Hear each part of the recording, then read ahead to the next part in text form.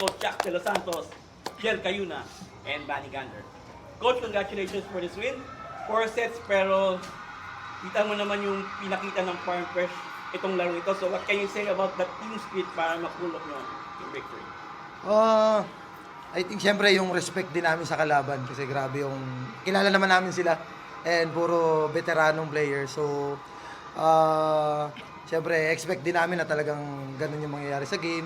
But ang good thing siguro nag-improve kami dun sa aspect na paano namin i-handle yung ganung situation like yung sa crucial moment. So ayun. And thank you Lord, nanalo kami. Thank you. Tubani, you have 25 points on 24 attacks, 1 ace, 14 digs, and 15 receptions. So, after 3 matches, what can you say about your team so far? I'm really proud of my team because we work really hard and we really try our best to apply everything that's taught to us. We still have many lapses, many things to work on, but I'm very, very happy with how we're willing to learn and improve each training. And lastly, to Jel, so far, 3 games, wala pa kayong talo. So, ano yung nakikita nyo sa early success nyo so far? Well, ang una ko talagang agad na naiisip yung tinabaho namin nung nag-training camp kami. Talagang lahat talaga lumabas sa game. Pero syempre, madami pa rin kaming lapses. And yun yung tatrabahoin pa ulit namin para sa mga next game. And ayun, sobrang thankful din ako sa bawat isa sa kapit talaga, lalo kapag mga crucial games. Thank you. Okay, go ahead, guys. Diyan yung nakukuha mo rin kanina yung mga atake mo na One, lalo two. sa crucial. Pogi moves. Kita mo yung yung hindi ko tinamaan.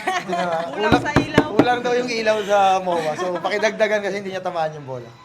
Ano lang pakiramdam na nakakapag-deliver ka sa ganun. Siyempre, masaya ako kasi kahit papaano, konting points nakaka-contribute ako. And ini-ensayo naman namin nila Coach Chuck yun. So, parang hindi na rin sila nagugulat na nagkakaroon ako nakakagawa ako ng points. And yun, aralin ko pa ulit ano yung mga pwede ko pang idagdag, contribute sa Tsaka bilang center, gano'n lang kalaking help din sa'yo yung matagal na kayong magkakasama kaya nabubuo yung chemistry nyo nung nag-start kayo ng 3-0 ngayong conference. siguro sinubok na rin panahon.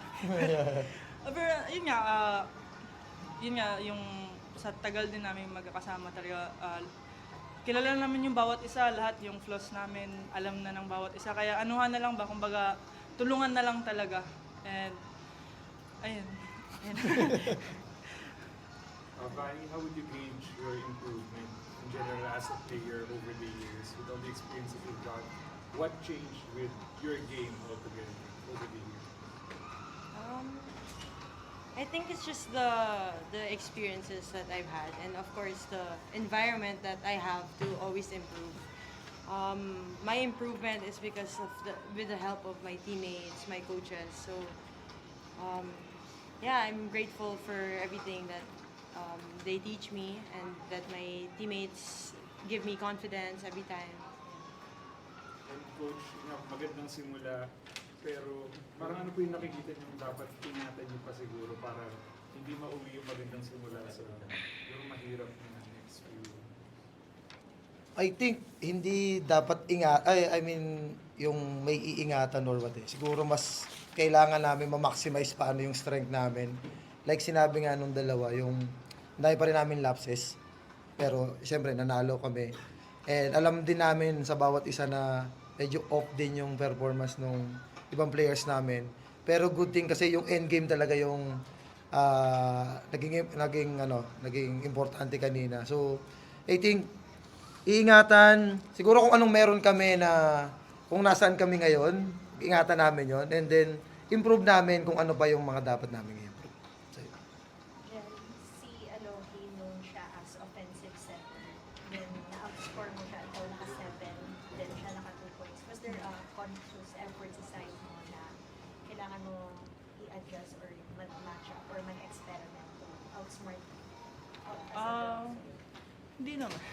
Ano lang, parang naging normal na rin kasi sa akin talaga na gumawa ng puntos. So, yung mindset ko lang naman na kung paano ako mag-contribute sa team. Kung ano yung kaya kong gawin, talagang ibibigay ko yun. Nag-all out talaga ako. And Nawala na ako. Yun lang naman. Para wala namang personal or...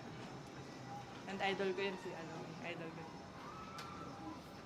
Vanny, triple-double. Can you just talk about siguro yung Holy efforts bro. that you showed both on both sides of the court, offense and defense? I just think of however way I can contribute to the team. So if I'm in the front row, it's with scoring, and back row defense. I don't really think of like the stats. Just where else I can help with the team to get this win. And then for Jet and Vanny rin din. Siguro mahaba din kasi yung mga rallies nyo against Spark Fresh. Very parang physical or tiring game. Can you talk about natin yung, siguro yung pagod na nakaharap nyo dito na to get past them? Kung pagod talaga. Pero pag pagod, papahinga lang ulit. Tapos laban ulit. Pero yun nga, kanina, kaya naman, nasanay na rin kami sa training. Siyempre, sila coach, talagang... Mas mahirap yung training. Oo, actually, mas mahirap yung training sa game. So, wala, sanay na yung, medyo maano na yung stamina talaga namin. And tinain kami doon para sa mahabang game. Like, abot ng 5 set, pa rin kami, like, nakakapag-isip pa rin kami, nakapaglaro pa rin kami ng maayos. Yeah, and we always we expected that Farm Fresh would give us a good game, and after every win, we're back to 0. The game is done. Tomorrow is a new day, recovery, and then back to practice. So that's just really what we focus on, is how we can improve as a team. Coach, yung next yung kalaban is Next NXT.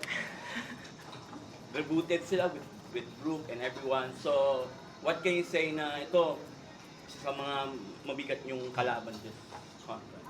I think yung number one muna namin na dapat gawin is paano mag-recover sa pagod ngayong game. And then, aralin lang namin kung ano yung paano sila mag-perform. And guro mas ma-maximize namin or i-maximize namin kung ano pa yung kailangan namin improve or yun yung strength namin. So, right now, yun, enjoy muna namin yung panalo namin and yeah, kailangan appreciate namin na pinaghirapan namin lahat. Coach, gano'n lang pala kalaking bagay na matagal mo ng center si Jen, tapos ano yung Tagal na ba? Ano yung nakita mong pinaka nag-grow sa kanya under sa'yo ngayon sa team?